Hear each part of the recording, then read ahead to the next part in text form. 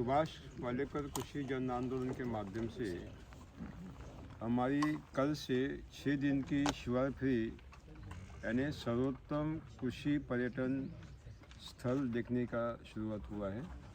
कल हमने बड़ोदरा और में प्लॉट देखे और आज सुबह नीलकंठ धाम में स्वामी नारायण ट्रस्ट के जो प्लॉट देखे बहुत बढ़िया प्लॉट थे। आज हम भी यहाँ दोपहर को राजदीप जी भाई पटेल के खेत में आए हैं। हमने तो पुरातन काल में सुना था कि भगीरथ ने गंगा लाई है, तो मैं बोलता हूँ राजदीप ने इस बंजर भूमि में ऐसी नमक है जिसमें केवल नमक है, जहाँ घास उगती नहीं है, वहाँ चमत्कार करके दिखाया है सुभाष पालेकर कृषि के माध्यम से। ऐसा अद्भुत मॉडल को जो देखने के लिए 56 देशों के पत्रकार आए थे, उसमें फ्रीलांसर थे, प्रिंट मीडिया इलेक्ट्रॉनिक मीडिया के भी पत्रकार थे और वरिष्ठ पत्रकार थे। इसका मतलब है ये जो मॉडल है जहाँ घास भी उगती नहीं, ऐसे नमक में इतना सुंदर मॉडल खड़ा करना पंचस्तरीय, ये केवल भगीरथ ही कर सकता है, सामान्य मानुष नहीं कर सकता है। तो इसका पीछे उनका डिवोशन है। अब पूरी दुनिया में आपको मालूम है ग्लोबल वार्मिंग, क्लाइमेट चेंज के माध्यम से, जलवायु परिवर्तन के माध्यम से ऐसी समस्या आन खड़ी है कि अगर इसको रोकाने गया तो 30 साल के बाद फसल नहीं ले सकेंगे, मानव भी मालूम नहीं जिंदा रहेगा नहीं रहेगा। इतनी बहुत बुरा परिणाम, घातक परिणाम अभी हमारे स्वास्थ्य पर हो रहा है, फसलों पर हो रहा है, पर्यावरण पर हो रहा है। इसको रोकने का एक ही उपाय हो सुभाष पालेकर कृषि, क्योंकि इसमें ग्रीन हाउस गैसेस का उत्सर्जन होने का सवाल ही पैदा नहीं होता।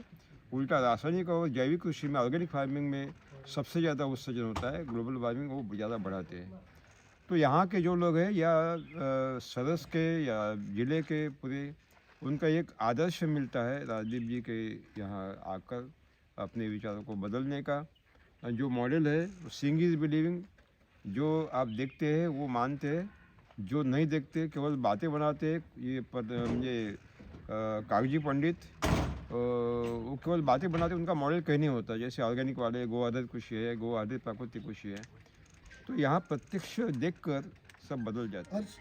जी, अभी कोरोना, वैश्विक आर्थिक महामंदी और जलवायु परिवर्तन यानी क्लाइमेट चेंज, ग्लोबल वार्मिंग, ये इतनी गहरी समस्या है कि अगर इनको रोका नहीं गया तो शायद पूरी दुनिया नहीं बचेगी। इतना गहरा प्रभाव, उसका दुष्परिणाम जीव, ज़मीन, पानी, पर्यावरण पर हो रहा है। और ये जो ग्लोबल वार्मिंग, क्लाइमेट चेंज की स्थिति है, इसको बढ़ाने का काम इंडस्ट्री कर रही है, उद्योग क्षेत्र कर रहा है, मानवीय पाश्चात्य जीवन शैली में जो हम उपभोग करते हैं वस्तुओं का वो कर रहा है, और साथ में रासायनिक कृषि और ऑर्गेनिक फार्मिंग सबसे ज़्यादा उत्सर्जन कर रही है। इसका मतलब इसको रोकने के लिए ऑर्गेनिक फार्मिंग और रासायनिक फार्मिंग पर बैन लगाना ही पड़ेगा। और इसका एक ही विकल्प है सुभाष पालेकर कृषि, जिसमें 1 ग्राम भी उत्सर्जन नहीं होता। इसका परिणाम आप मॉडल के रूप में राजदीप जी भाई पटेल का खेत आप देख सकते हैं कि ये बहुत बड़ा चैलेंज, जहाँ केवल समुद्र का पानी भरा जाता है और नमक भरी भूमि है, जहाँ घास भी उगती नहीं है, ऐसे स्थिति में जहाँ झींगा की खेती होती है, वहाँ इतना पैसा खर्च करके उन्होंने टेबल लैंड बनाया, वहाँ सुभाष पालेकर कृषि का मॉडल खड़ा कर दिया, और जहाँ घास नहीं उगती वहाँ इतना सुंदर मॉडल पंचस्तरीय खड़ा कर दिया कि जिसकी सुगंध पूरी दुनिया में फैल गई। और 56 देशों के पत्रकार, फ्रीलांसर, उसमें प्रिंट मीडिया इलेक्ट्रॉनिक मीडिया के वरिष्ठ पत्रकार आए, उन्होंने वो चमत्कार देखा और कहा कि हमने दुनिया में ऑर्गेनिक फार्मिंग के देखे थे मॉडल, लेकिन प्रभावित नहीं हुए, लेकिन ये मॉडल देखकर हमें लगा है कि यही एक उत्तर है दुनिया को बदलने का और जो समस्या है उसका निराकरण करने का। गुजरात के किसानों को क्या मैसेज देना चाहोगे? गुजरात के किसानों को मैं एक ही मैसेज देना चाहूँगा कि आप किसी का न सुने, क्योंकि आज तक जो भी आए हमारा जेब काट कर ले गए और हमें मूर्ख बनाकर गुमराह करके चले आए, चाहे भी कोई भी टेक्निक हो। इसके सिवा कोई चारा नहीं दुनिया। और गुजरात का जो किसान है वो थोड़ा भाविक है, श्रद्धालु है, वो अभी भी अपनी श्रद्धा नहीं खोया है, आस्तिक है। और हमारा जो आंदोलन है सुभाष पालेकर कृषि आंदोलन, ये आध्यात्मिक कृषि आंदोलन है। तो इससे हमारी नस बहुत बड़ी जुड़ती है। और एक बार ये जो गुजरात का किसान है पहले तो मानता नहीं, लेकिन मानता है तो छोड़ता नहीं। ये बहुत सारा हमने देखा। यहाँ आध्यात्मिक क्षेत्र में जो काम करने वाले संस्था है उनसे ज़्यादा रिस्पांस यही मिला है। तो मुझे लगता है कि आपके माध्यम से ये संदेश जरूर जाएगा कि जिनको बदलना है वो राजदीप भाई पटेल के सदस्य के उनके मॉडल देखिए, सुभाष पालेकर कृषि के, तो आप भी बदलेंगे। आप बदलेंगे तो गांव बदलेगा, गांव बदलेगा तो भारत बदलेगा, दुनिया बदलेगी। लेकिन इसके लिए आपको ये मॉडल आना चाहिए, देखना चाहिए।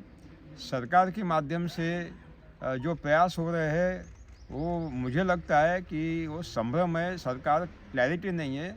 इधर तो बोलता है सुभाष पालेकर कृषि का जीवामृत, घन जीवामृत, उधर यूनिवर्सिटी स्थापन करता है ऑर्गेनिक की, विदेशी है, खतरनाक टेक्निक ऑर्गेनिक फार्मिंग। तो सुस्पष्ट नीति नहीं है सरकार की, उसके बारे में मैं ज़्यादा नहीं बोलूँगा। सुभाष पालेकर कृषि जहाँ जीवामृत, घन जीवामृत आच्छादन वापसा होता है उसको सुभाष पालेकर कृषि कहते, उसको प्राकृतिक कृषि नहीं कहते, उसको गो आधारित कृषि नहीं कहते, उसको ऑर्गेनिक फार्मिंग नहीं कहते। लेकिन सरकार ऑर्गेनिक फार्मिंग बोल रही है उसको, और उसको प्राकृतिक कृषि कह रहे, गलत है। प्राकृतिक कृषि माने जिसमें प्रकृति माने जंगल, घने जंगल में कुछ भी नहीं है। घने जंगल में बीज बोआई नहीं है, सुभाष पालेकर कृषि में बीज बोआई है। प्राकृतिक कैसे हो गई? प्रकृति में सिंचन नहीं है, सुभाष पालेकर कृषि में सिंचन है, वहाँ छिड़काव नहीं है, यहाँ छिड़काव है। यानी सुभाष पालेकर कृषि प्राकृतिक होती तो हम बीज नहीं बोते, छिड़काव नहीं करते, कुछ नहीं करते, वैसे छोड़ देते। ऐसे कैसे हो सकता है? इसका मतलब है हमारी खेती प्राकृतिक नहीं है, गो आधारित कृषि नहीं है। ऑर्गेनिक फार्मिंग ने श्रीलंका को बर्बाद कर दिया। अब इन्होंने आनंद में यूनिवर्सिटी का स्थापन किया। ये ऑर्गेनिक फार्मिंग हिंदुस्तान को भी बर्बाद कर दी है, भारत की, ये निश्चित है। और चाइना का यहाँ खाद आएंगे, चाइना का सारा इंस्ट्रूमेंट आएंगे, जैसा श्रीलंका का हाल है हमारा होगा। इसलिए मैं आपके माध्यम से सरकार को भी निवेदन करूंगा कि कृपा करके अपनी नीति बदले, नीति में बदलाव लाए और गलत नीति को आगे मत बढ़ाए, क्योंकि गलत नीति से हमारा किसान गुमराह हो रहा है। जिसमें जीवामृत, घन जीवामृत है उसको सुभाष पालेकर कृषि कहते, उसको ऑर्गेनिक नहीं कहते, उसको प्राकृतिक नहीं कहते, उसको गो आधारित कृषि नहीं कहते, क्योंकि कोई भी कृषि गो आधारित नहीं होती, प्राकृतिक नहीं होती और ऑर्गेनिक नहीं होती। तो एक ही है कि यहाँ का किसान बहुत ही श्रद्धालु है, ये जल्दी बदलता है तो पूरा राज्य बदलेगा। यहाँ संसाधन की विपुलता है लेकिन उसका सदुपयोग नहीं है। ये सदुपयोग तक ले जाने का काम मीडिया करेगा, चाहे प्रिंट मीडिया, इलेक्ट्रॉनिक मीडिया हो। मैं आपके माध्यम से संदेश देना चाहता हूँ कि ज़रूर यहाँ क्रांति आएगी और आत्मनिर्भर भारत का जो सपना है मोदी जी का, वो पूरा करने में हमारा सहयोग जरूर होगा। माने प्रकृति में जो अस्तित्व में वो प्रकृति माने घने जंगल, घने जंगल में बीज बोआई नहीं है क्या? सुभाष पालेकर कृषि में बीज बोआई है, प्राकृतिक कैसे हो गई? वहाँ छिड़काव नहीं है, यहाँ छिड़काव है जीवामृत का। वहाँ सिंचाई नहीं है क्या? जंगल में सिंचाई या इरिगेशन है, गेहूँ लेना है तो सिंचाई करना पड़ता है। इसका अर्थ है कि प्राकृतिक शब्द गलत है। सुभाष पालेकर कृषि प्राकृतिक नहीं है, प्राकृतिक हो ही नहीं सकती। दुनिया में प्राकृतिक कृषि का एक भी मॉडल अस्तित्व में नहीं है। ये मूर्ख बनाया जा रहा है, जिसको गुमराह किया जा रहा है। दूसरी बात, गो आधारित कृषि नाम दे रहे। देखिए मैं उदाहरण देता हूँ आपको। कोई भी फसल है खड़ी, उसको आप काटिए, काटने के बाद उसका भार करिए, वेट 100 किलो है। 100 किलो जो जैव भार है, ग्रीन बायोमास, उसको सुखाइए। सूखने के बाद 22 किलो भरता है। कितना? 22। 78 केजी उड़ गया। क्या है ये? पानी है। पानी किसने दिया? मानसून ने दिया। मानसून का बारिश आता है तो नदी नालों में पानी आता है, कुएं में पानी नहीं आता। इसका मतलब है मानसून ने दिया, मानसून ने बिल नहीं भेजा, मुफ्त में दिया। अब 22 किलो जो सूखा जैव भार है उसको जलाओ। 2 घटनाएं घटती है। एक तो धुआं निकलता है, वो है कार्बन, और दूसरा निकलता है ज्वाला है, फ्लेम। ये सोलर एनर्जी है, कॉस्मिक एनर्जी है। अब ये धुआं निकल रहा है, ये कार्बन है, हवा से लिया था पत्तों ने प्रकाश संश्लेषण क्रिया के माध्यम से, हवा में चला गया, जहाँ से आया वहाँ चला जाएगा।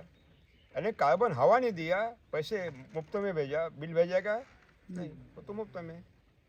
और जो कॉस्मिक एनर्जी है वो ब्रह्मांड से आई, वो ब्रह्मांड में चली गई। जो सोलर एनर्जी है, सौर ऊर्जा, 1 वर्गफीट पत्ते ने एक दिन में 12.5 किलो कैलोरी सौर ऊर्जा बंदिस्त की, संग्रहित किया। उसका बिल तो नहीं भेजा सूरज ने, और जल के माध्यम से वापस चली गई। यानी पानी, सौर ऊर्जा और कार्बन मानव ने नहीं दिया, दिया क्या? प्रकृति ने दिया। और जब जलने के बाद बचती है 1.5 किलो राख, सफ़ेद राख, व्हाइट ऐश, 1.5 किलो, यानी 98.5 किलो उड़ गया। 1.5 किलो खनिज है वो भूमि से ले। अब 98.5 किलो उड़ गया। ये पानी है, कार्बन है हवा का, और सोलर एनर्जी है। यहाँ कहाँ मानव है? मानव कहाँ है? गौ माता कहाँ है? यहाँ कहीं नहीं है। यूरोप अमेरिका में घने जंगल है, फलों से लदी है, वहाँ तो गौ माता नहीं है। घने जंगल क्यों है? पंजाब में गौ माता कहाँ है? वो जैसी उलसीन है, फसल क्यों अच्छी आ रही है?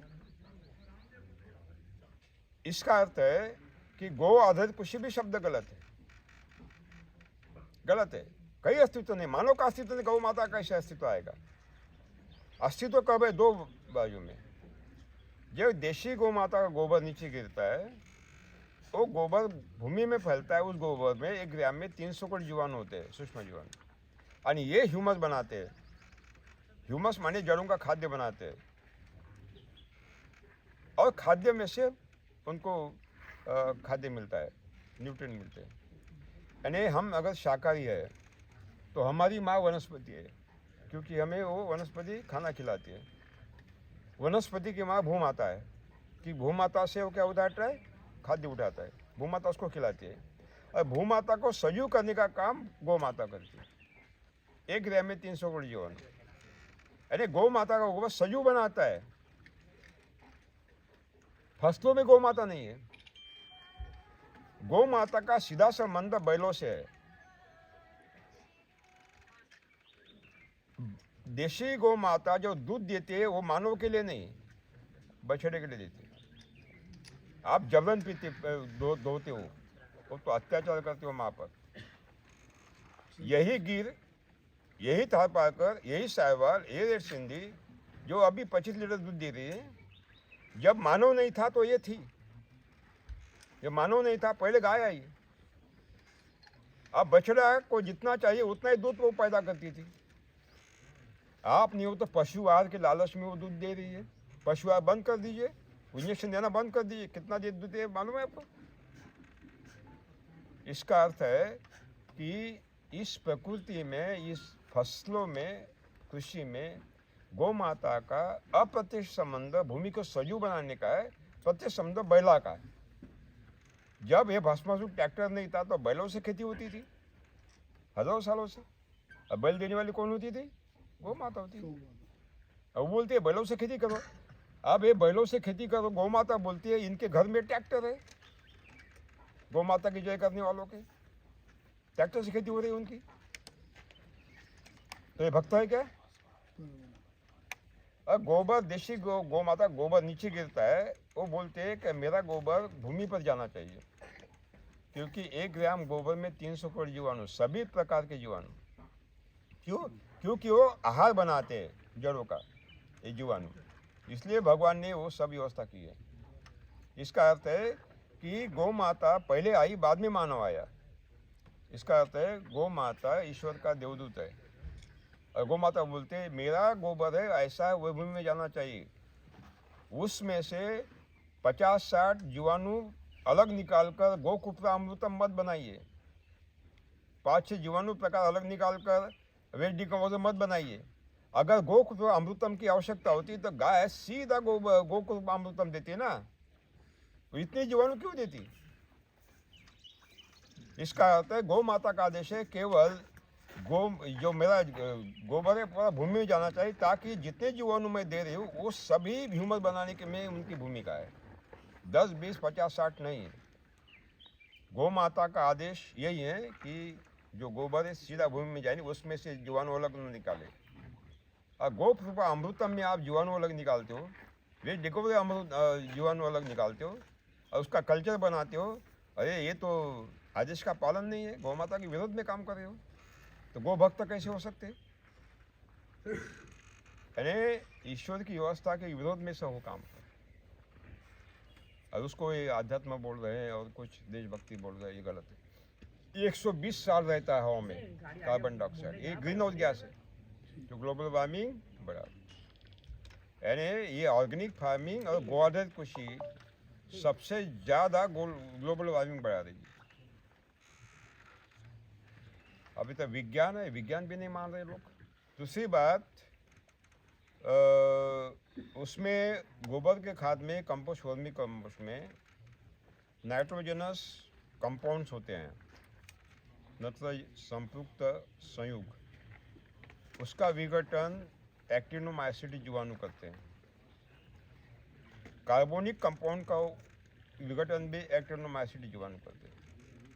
एक कार्बोनिक कंपाउंड का विघटन डिकम्पोजिशन करने के बाद कार्बन मुक्त होता है, कार्बन डाइऑक्साइड कितना होता है। ये जो नाइट्रोजनस कंपाउंड है उसका विघटन एक्टिनोमाइसीटी करते हैं, अमोनिया पैदा होता है और अमोनिया का रूपांतर नाइट्राइट में नाइट्रोसोमोनास जीवाणु और नाइट्रोकॉकस जीवाणु करते हैं। फिर नाइट्रेट का रूपांतर नाइट्रेट में NITRAT, ये नाइट्रोबैक्टर और पेनिसिलियम फंगस करते हैं। बाद में डीनाइट्रियम बैक्टीरिया, माइक्रोकॉकस डीनाइट्रियम बैक्टीरिया, ये जो नाइट्रेट है उसका मतलब फ्री नाइट्रोजन में करता है, और ये फ्री नाइट्रोजन हवा में आता है, उसका प्राणवायु से ऑक्सीजन का रासायनिक अभिक्रिया होती है और नाइट्रस ऑक्साइड बनता है। ये नाइट्रस हवा में जमा होता है, वो ग्रीन हाउस गैस है, ग्लोबल वार्मिंग बढ़ाता है। कंपोस्ट का खड्डा, गोबर का खाद का खड्डा, वर्मी कंपोस्ट का खड्डा, वो जिसको प्राणवायु नहीं चाहिए ऐसे अनएरोबिक बैक्टीरिया उसका विघटन करते हैं, स्पॉइलिंग करते हैं, जिसमें मीथेन निर्माण होता है। मीथेन विशाल मात्रा में हवा में जाता है, ये ग्रीन हाउस गैस है, ग्लोबल वार्मिंग बढ़ा रहा है। मेरी जो इंग्लिश वीडियोस है यूट्यूब पे या सोशल मीडिया, पूरी दुनिया में देखे जाते हैं। ये 56 देशों के प्रतिनिधि जो उत्कंठा होती है, तो ये देखने का ये इस कारण है। और क्या है, एक ऑडो नाम की संस्था है, अफ्रीकन एशियन कंट्रीज़ का एक कोऑर्डिनेशन कमेटी है। उसमें अफ्रीका के सारे कंट्रीज़ है और एशिया के कंट्री है। उसका ऑफिस है न्यू दिल्ली में। उन्होंने मेरा न्यू दिल्ली में वर्कशॉप लिया था, सारे अफ्रीकन कंट्रीज़ के अपने हाई कमिश्नर और एशियन कंट्रीज़ के हाई कमिश्नर आए थे, तो उनके माध्यम से बहुत फैल रहा है। लाविया कैंपेसिना, जिसका इटली में रोम में ऑफिस है, वो इंटरनेशनल संस्था है। उन्होंने श्रीलंका में, कोलंबो में हम 10 दिन बैठे थे एक साथ, वो इसका बहुत फैलाव कर रहे हैं। अनेक संस्था इससे जुड़ी है और इस्कॉन है वो भी जुड़ी है, अरे हमारी आध्यात्मिक संस्था भी उसमें जुड़ी है। आज के मध्य अत्यंत महत्वपूर्ण प्रारूप देखने के लिए हम यहाँ प्रस्तुत हुए हैं। एक ऐसा अद्भुत मॉडल जो दुनिया में नहीं है। आपने भगीरथ, राजा भगीरथ का नाम सुना है। जब हिमाचल में भूस्खलन हुआ और गंगा नदी का प्रवाह बंद हुआ, तो इधर गंगा नदी सूख गई। तो भूस्खलन से जो पहाड़ बना था उसको खोद कर वो गंगा दोबारा प्रवाहित होने लगी। ये अचाट कर्म है, पहाड़ खोद कर गंगा को अवतरण करना।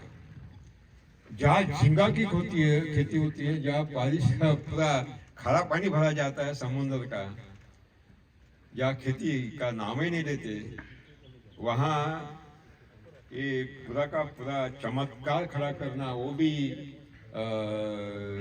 नमक वाले मिट्टी में, ये तो अद्भुत है। जहाँ एक पौधा भी अंकुरित नहीं हो सकता, जहाँ बढ़ नहीं सकता, वहाँ दलहन की फसल आप देखते हो। ये चमत्कार, ये चमत्कार है जीवामृत का, बीजामृत का, सुभाष पालेकर कृषि का। 56 देशों के वरिष्ठ पत्रकार आए थे 15 फरवरी को यहाँ देखने के लिए। टीवी के माध्यम से उन्हें लाया था और ये चमत्कार देखा। उनमें वरिष्ठ पत्रकार थे, फ्रीलांसर थे, प्रिंट मीडिया, इलेक्ट्रॉनिक मीडिया के पत्रकार थे। और उन्होंने जो बाइट दिया, उन्होंने कहा कि हम दुनिया के ऑर्गेनिक फार्मिंग के मॉडल देखे, प्रभावित नहीं हुए क्योंकि वो तो किसानों को बर्बाद कर रहे हैं, लेकिन यहाँ जो चमत्कार देखा ये अद्भुत है, ये दुनिया में कहीं नहीं देखा। This is the certificate global media. इसके लिए इनके अथाह परिश्रम है, अथाह परिश्रम कि टेबल लैंड बनाना, विशाल मात्रा में मिट्टी लाकर रोड तैयार करना और वहाँ ये सारा खड़ा करना, ये केवल पागल ही कर सकता है जिसका मस्तिष्क ठिकाने पर है। जो विद्वान है, विद्वान को कभी नहीं करेगा, वो तो गुमराह करेगा विद्वान। तो इसके लिए हम राजदीप पटेल जी को धन्यवाद देंगे। ये वास्तव में व्यवसायिक है। जब उनको मालूम पड़ा कि व्यवसाय से पैसे तो मिलते हैं लेकिन आत्मिक समाधान नहीं मिलता, आनंद नहीं मिलता, तो आनंद कहाँ है? प्रकृति की गोद में आनंद है। माँ के गोद में ही बच्चों को आनंद मिलता है ना, तो क्यों ना प्रकृति गोद में जाए। तो फिर उन्होंने अपने प्रयास जारी रखे, मेरे शिविर सुने, किताबें पढ़ी, मॉडल देखे और तुरंत निर्णय ले लिया कि मैं ये बदलूंगा। मैं बदलूंगा तो गांव बदलेगा, गांव बदलेगा तो राज्य बदलेगा, राज्य बदलेगा तो दुनिया बदलेगी। लेकिन बदलने को विरोध करने वाले भी यही है, बात अलग है। तो इस तरह ज्यादा वक्त हम बर्बाद न करते हुए पहले हम मॉडल देखेंगे, है ना, फिर हम बैठेंगे। ठीक है, ये ठीक रहेगा। जो नहीं आए हैं वो बाद में देखेंगे। इसके पहले कि हम यहाँ से निकले, राजदीप जी ये कैसा खड़ा कर दिया इसके बारे में अपनी भूमिका रखेंगे, बाद में हम देखने के लिए प्रस्थान करेंगे। राजदीप गुरु जी के चरणों में सत दंडवत प्रणाम। मेरे किसान भाइयों बहनों और मेरे मीडिया पत्रकार मित्र सबका बहुत बहुत धन्यवाद। आप यहाँ आए, आप सबका सुभाष पालेकर कृषि में हार्दिक स्वागत है। मैंने 2015 में खेती छोड़ दी थी और मैं पूरी तरह से निवृत्त हो गया था। उसके बाद में कोरोना में बैठे बैठे मुझे सुभाष पालेकर कृषि का यूट्यूब पे वीडियो देखने का मौका मिला, उनकी बुक्स पढ़ने का मौका मिला, उनकी फार्मिंग देखने का मौका मिला और मैंने सोचा कि इसमें कोई खर्चा नहीं है, चलो ने करके देखते हैं एक बार। और पहले से प्रकृति प्रेमी तो था ही, तो छोड़ने के बाद भी मन में कुछ न कुछ चलता रहता था। और मैंने ये जो कुछ भी हुआ है, ये गुरुजी का बड़प्पन है कि उन्होंने मेरे को राजा भगीरथ के साथ मेरी तुलना की। मैंने मेहनत तो मुश्किल की है, इसका श्रेय तो मैं लेना चाहूँगा ही, हमेशा चाहूँगा। लेकिन इससे भी बड़ी चीज़ ये है कि मेरे परिश्रम तो मैं पहले भी कर रहा था, लेकिन ये चीज़ नहीं हो रही थी। तो ये चीज़ जो हुई है वो ड्यू टू सुभाष पालेकर कृषि से हुई है। और मैं आप लोगों को विश्वास दिलाना ये चाहता हूँ कि ये राजदीप भाई अकेले नहीं, यहाँ बैठे हुए हर इंसान कर सकता है। उसके मन के अंदर सुभाष पालेकर कृषि के प्रति श्रद्धा हो, कटिबद्धता हो और उसी नीति नियम के अनुसार उन्होंने जो बताया है, जीवामृत, घनजीवामृत, बीजामृत, वापसा, ये हर चीज जिनके जनक सुभाष पालेकर जी है, इसको जो पूरी तरह से फॉलो करेगा, अपने विचारों को एक साइड पे रखे, तो ये जो फार्म बना है उससे भी अच्छा फार्म बन सकता है। आज ये मॉडल जो है मैं जानता हूँ गुजरात में कहीं पे भी नहीं है और भी कहीं नहीं है। मैं बहुत सारी सेवा फेरी भी कर चुका हूँ, घुमा हूँ। तो ये सारा जो श्रेय है मेरे गुरुजी को जाता है, हमारे गुरुजी को जाता है और सुभाष पालेकर कृषि को जाता है और झींगा को जाता है। और मेरे जो नए किसान इस बार बहुत सारे जुड़े हैं, मेरे यूट्यूब गुरुजी के यूट्यूब वगैरह माध्यम से जुड़े हैं उस सबको मेरा निवेदन है, जो अभी रासायनिक खेती कर रहे, गौ आधारित खेती कर रहे, प्राकृतिक खेती कर रहे, और सभी को मेरा एक निवेदन है कि आप लोग सभी ये सुभाष पालेकर कृषि के अंदर जुड़ जाइए, अपना वक्त मत बर्बाद करिए, खुद बचिए, देश को बचाइए, दुनिया को बचाइए। अस्तु, भारत माता की जय। थोड़ा आइडिया दे दीजिए ना, क्या क्या कहाँ दिखाओगे आप? यहाँ पे देखिए, पहले क्या था, शारलेन जो है, यहाँ पे शारलेन के अंदर घास के सिवा घास भी नहीं उगता था और बबूल का पेड़ भी नहीं था। यहाँ पे किसान है हमें रोलपाड़ तालुका के, जो ये जमीन से बहुत अवगत है, जानकार है, जिन्होंने मेरे पहले देखी है, जो यहाँ पैदा हुए हैं, यहाँ बड़े हुए हैं। मैं तो बाहर से आया हूँ, यहाँ बोलते हैं बाहर से आया ऐसा। तो जमीन का आप उनको ही पूछ लीजिए। ये लैंड पे कुछ भी नहीं होता था, आज यहाँ पे करीब 80 प्रकार के फल, फलादी, सब्जी वगैरह यहाँ हुए हैं। और इनकम की बात करता हूँ, ये मॉडल को 14 महीना हुआ है। इसके पहले बंजर लैंड थी और 14 महीने के अंदर मैंने बाजरा ले लिया, मक्काई ले लिया और बहुत सारी सब्जियां ले ली, और अभी भी चालू ही है। मेरे पास टाइम मिलता नहीं है। और ये सुभाष पालेकर कृषि ऐसी कृषि है कि जो खेती के अंदर बिल्कुल जानता नहीं हो, अनपढ़ गवार आदमी हो, जिसके पास पैसा नहीं हो, वो भी सुभाष पालेकर कृषि पर ही सरलता से कर सकता है।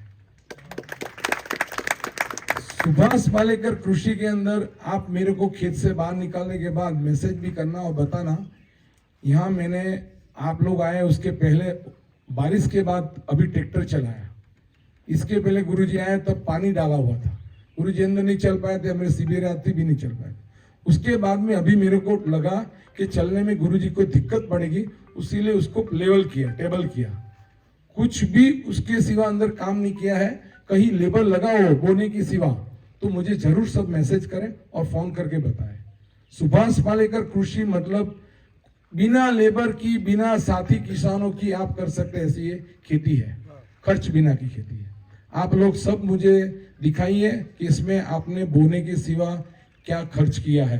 पिछले 3, 4, 6 महीने से मैंने इसके अंदर निंदामण मतलब कि कचरा भी नहीं निकाला है। आप देख सकेंगे ऐसा ही पड़ा है, सब जगह पे घास पड़ा है, कोई जगह पे ब्रश कटर चला नहीं है, ना कोई जगह दातरडी चला है। कहीं पे भी किसी को 6x6 भी दिखे तो मुझे प्लीज फोन करके बताना और उसका फोटो भी ले लेना। तो ये सुभाष पालेकर जैसे मेरे जैसे जो ज्यादा कृषि से जानकार नहीं है वो भी कर सकता है। तो आप तो यहाँ पे सारे किसान हो और बड़े बड़े किसान हो और वर्षों से करते आ रहे हो, तो सोचिए आप लोग कितना बढ़िया मेरे से मॉडल बना सकते हैं। बताइए, मेरे से अच्छा बना सकते हैं ना? बनाइए। तो गुरुजी की एक इच्छा है कि हम फार्मिंग के मॉडल तो बनाते हैं, गन्ने के मॉडल बनाते हैं, धान के मॉडल। गुरुजी के अंदर एक ऐसी इच्छा है कि सारे मेरे फार्मर्स पंचस्तरीय या जंगल फॉरेस्ट मॉडल कम से कम 1 एकड़ में बनाए, ताकि वो जब भी कोरोना हो या कुछ और वर्ल्ड वॉर हो या कोई बीमारी हो तब खुद के 1 एकड़ से खुद सर्वाइव कर सके। ये उनका पहला मुद्दा है। दूसरा मुद्दा ये है कि जो ग्लोबल वार्मिंग चल रहा है, जो कोई भी वायुमंडल के ना, उसकी वजह से आगे जाके धान नहीं पकने वाला, गेहूं नहीं पकने वाला है, कुछ पकने वाला नहीं है। मुझे जो समझ पड़ा वो बता रहा हूं आपको गुरुजी की बातों के अंदर से। क्योंकि पृथ्वी का टेम्परेचर बढ़ने वाला है, तो गेहूं को एक टेम्परेचर चाहिए, उस टेम्परेचर से ज्यादा टेम्परेचर बनता है तो गेहूं उत्पादन देता नहीं है, धान नहीं देता है, या बाजरी ज्वारी वो सब वगैरह में तकलीफ पड़ती है आगे पीछे। तो गुरुजी का ऐसा कहना है जो समझ नहीं पा रहे हम लोग फार्मर लोग कि पंचस्तरीय बनाना है, अब कहाँ फ्रूट कितना खाना है, इसमें 1 एकड़ क्यों बिगाड़े। लेकिन आपको बता दूं, आगे जाके आपका गेहूं, आपका बाजरा, आपका धान, आपका चावल, हर चीज पंचस्तरीय बागवानी होगी तो ही बनेगा, नहीं तो नहीं होगा। 25-30 साल के बाद भूल जाना कि खुले मैदान में आप गेहूं कर दो, कोई खेती से नहीं हो पाने वाला। हाँ, लेकिन सुभाष पालेकर कृषि से अगर आपने पंच स्तरीय बनाया या जंगल मॉडल बनाया तो अवश्य उसके बीच में से आप कुछ न कुछ ले पाओगे। उसकी वजह बता देता हूं। अभी यहाँ पे जो टेम्परेचर है वो आप अपने अपने मोबाइल में चेक कर लीजिए, उसके बाद में आप खेत के अंदर जाइए और उसके बाद में आप टेम्परेचर चेक करिए। धूप में चेक करें, धूप में चेक करिए, आपको यहाँ से 4-5 डिग्री कम टेम्परेचर मिलेगा। आप चेक करिए। और जब बाहर के एटमॉस्फेयर से 4-5 डिग्री डाउन टेम्परेचर हो तो उसी के अंदर हम हर चीज ले सकते हैं। हम लोग सोचते हैं कि इसका छाया पड़ता है, इसका छाया पड़ता है। आप देख लीजिए, मैंने मॉडल में कुछ नहीं किया, और कुछ किया वो दिखे तो आप बताना प्लीज। आप लोग मेरी तारीफ कर रहे हैं, लेकिन मैं कुछ भी मॉडल में कर नहीं रहा हूँ। 14-15 महीना मैंने खूब मेहनत कर दी। ये 14 महीने के बाद अभी मैंने मेहनत छोड़ी दी थी कि अब सब कुछ ऑटो कार्यक्रम में चल रहा है और बढ़िया चल रहा था। तो आप लोग सभी लोगों को मेरी एक रिक्वेस्ट है, आज आप यहाँ आए और मेरा फार्म पसंद आए तो सभी लोग मेरे गुरु जी को गुरु दक्षिणा में एक कर पंचस्तरीय यहाँ जंगल मॉडल बना के मेरे से अच्छा दीजिए। चलो हाथ ऊंचा करो, कितना लोग गुरु जी को गुरु दक्षिणा देना चाहते हैं? देखिए, अपनी बातों पे मुकम्मल रही है। मैं मनना पसंद करता हूँ, लेकिन बातों से मुकर जाओ तो अच्छा नहीं लगता है। फिर से एक बार हाथ ऊंचा कीजिए। नहीं, आप लोग अपने आत्मा में लिख लो, अपने मन में लिख लो। मैं मेरे गुरु जी को चाहता हूं कि हम लोग कुछ भेंट दे। बस हम क्या दे सकते हो? कुछ नहीं लेते। 30 रुपए की चप्पल पहन दे, 200-300 रुपए कपड़ा पहन दे, क्या हमसे कुछ मांग नहीं रहे? 10-10 घंटा हमारे साथ बोलते हैं, घूमते हैं। हमारे यहाँ से इसमें से 75% लोग थक जाते हैं, तो गुरु जी तो थक नहीं रहे। तो हमें उसके बदले में कुछ नहीं देना है, खाली उन्होंने बताई हुई गाइडलाइन पे चलना है। तो आप लोगों को सभी को मेरा प्रणाम है। कुछ भी गलती अगर मेरे से बोलने में हुई है तो मुझे क्षमा करें। अस्तु। ये मुझे नहीं मालूम है, लेकिन समुद्र का पानी, यहाँ आप बैठे हैं वहां खोदोगे तो 6 फुट नीचे में खारा पानी है। ये जो तालाब है ना, वो मैंने 6 फुट से ऊंडा नहीं किया है, क्योंकि मैं जैसे करने गया ना तो अंदर से खारा पानी फटक से बाहर आ गया। वो जेसीबी ने जैसा बकेट डाला, वो मेरे को बोला, सेठ इधर आओ, इधर आओ। वो बोले क्या है? पानी आ गया। बोले सेठ क्या करूं? मैं बोला, वो मेरे आदमी को बोला, चार नीचे उतर तो पानी भर के आने, चखते कैसा है। इतना खारा पानी, इस समुद्र में मैं स्नान करने जाता हूँ तो मुझे अच्छा लगता था, वो पानी उससे भी खराब, वॉमिट हो गई थी मुझे, इतना खारा पानी। मैंने उसको तुरंत बोला, इसको मट्टी वापिस ला और बंद कर। उसको बकेट को दबाया से टक टक टक टक, उसके बाद बकेट दबाया। मैंने बोला अभी मेरे को खोदना नहीं है, और ये तालाब मैंने 6 फुट पे बंद कर दिया। और किसी का कोई सवाल हो तो जल्दी बोलिए। हमें फार्म की एक गली घूमना है। इसके अंदर मैंने सिर्फ 1 फुट मट्टी डाली। सुनिए, इसके अंदर बाहर से मैंने 1 फुट मट्टी डाली, क्योंकि सुभाष पालेकर कृषि हमको करनी है तो थोड़ी तो मट्टी अच्छी चाहिए ना। तो मैंने 1 फुट मट्टी डाली, वो भी गांव के अंदर से लाके डाली। तो गांव वाले बोले तालाब की भी नीचे की खट्टी है, आपने ऊपर से डालनी थी। तो मैंने बोला, मैंने तो उसको ऊपर की बोली थी, उसने नीचे की थोड़ी बहुत डाल दी, तो मुझे पता नहीं है। तो उसके ऊपर मैंने पहले धान बनाया, उसके बाद में गेहूं बनाया, उसके बाद में प्याज बनाया, एरिंडी बनाई, जुआरी बनाई, ऐसे ऐसे मैं करते गया। फिर मैंने 15 के अंदर देखा ना तो सब कुछ बैलेंस होता था। मैं ऑर्गेनिक कर रहा था, आपको सही बता दूं, मैं सजीव खेती कर रहा था कपिल शाह के साथ। पूरा तमिलनाडु, आंध्र प्रदेश, मध्य प्रदेश सब घूम के थक के बैठ गया हूं, सबको सुन लिया, लेकिन उसमें कुछ बचता नहीं था। 15 मैंने छोड़ दिया था। तो पहले हमको खेती की थोड़ी सी जमीन मिल जाए ना, 3-4 इंच अच्छी, तो हम उसको सुभाष पालेकर कृषि के माध्यम से केचुए को डेवलप करके हम उसको 10 फुट तक सुधार सकते हैं, 20 फुट तक सुधार सकते हैं। और मैं आप लोगों को सबको चैलेंज करता हूं, आपने मेरे को वादा दिया ना गुरुजी को भेंट देने का, मैं आप लोगों को चैलेंज करता हूं 6 साल के अंदर इस धरती का पानी में स्वीट मीठा कर दूंगा, मीठा 6 साल में। आज जो 6 फुट पे खारा पानी है ना, मैं 15 फुट 20 फुट तक आप खोदोगे तो भी मीठा पानी नहीं मिलेगा, वो मैं दावा करता हूं। ये मेरा एक्सपीरियंस है 3 साल की सुभाष पालेकर कृषि का। ये जमीन इसका पीछे एक विज्ञान है। ये जो बैठे, ये जो क्षार है वो पानी में घुलते हैं, पानी में निष्क्रिय नहीं बनते, पानी में निष्क्रिय नहीं बनते। क्षार कार्बोनिक एसिड में निष्क्रिय बनते हैं। नमक, कार्बोनिक एसिड अभी कारखाने से खरीद कर नहीं डालना है, नहीं तो अगर धंधा चालू होगा। जब आप आच्छादन देते हो, जीवामृत देते हो, तो कार्बन मुक्त होता है। एक्टिनोमाइसिटिस प्रकार के जीवाणु पहला हमला करते हैं, कार्बन समृद्ध काष्ठ संयुगों का विघटन करते हैं, कार्बोनिक कंपाउंड्स का, और उसका विघटन के उपरांत कार्बन मुक्त होता है। एक कार्बन का संयोग पानी से होता है, नमी से, और कार्बोनिक एसिड बनता है।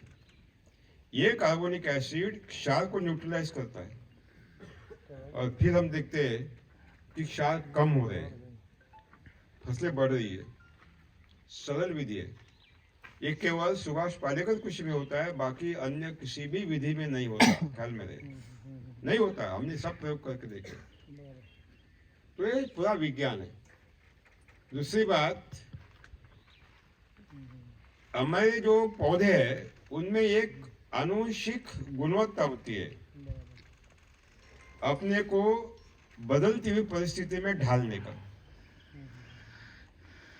उसकी प्रक्रिया है स्वयं उत्परिवर्तन क्रिया, सेल्फ म्यूटेशन। कि सामने संकट खड़ा है तो खुद में ऐसा बदलाव लाता है कि ताकि वो संकट का मुकाबला करे।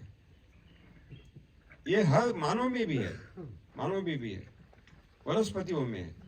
वो बदलाव लाता है और नई परिस्थिति में ढालने की कोशिश करता है। जैसे कोरोना कोई बीमारी नहीं है, ये वायरस है, सादा वायरस है, लेकिन वो अपने शरीर में स्वयं परिवर्तन क्रिया से बदलाव लाता है, नए रूप में सामने आता है, जो हम उसको घातक कहते हैं। ये बदलाव की प्रक्रिया होती रहती है। तो ये पेड़ पौधे अपने शरीर में क्षार प्रतिबंधक गुणधर्म पैदा करता है, जो क्षार को प्रतिकार करेगा। तो खुद बढ़ने की कोशिश करता है, वो को जिंदा रखना है। कोई भी पेड़ पौधा जिंदा रहना चाहता है, मरना नहीं चाहता, इसलिए उस खुद बदलाव होता है। और जो प्राकृतिक आपदाएं हैं या जलवायु परिवर्तन है, उसको ओवरटेक करने का प्रयास करता है। तो ये सारी प्रकृति की व्यवस्था है, इसको हमने आगे बढ़ाया, बाकी कुछ नहीं है। तो अभी ज़्यादा समय होने के पहले हम निकल पड़ेंगे, पहले देखेंगे और बाद में यहाँ कर बैठेंगे। चलिए।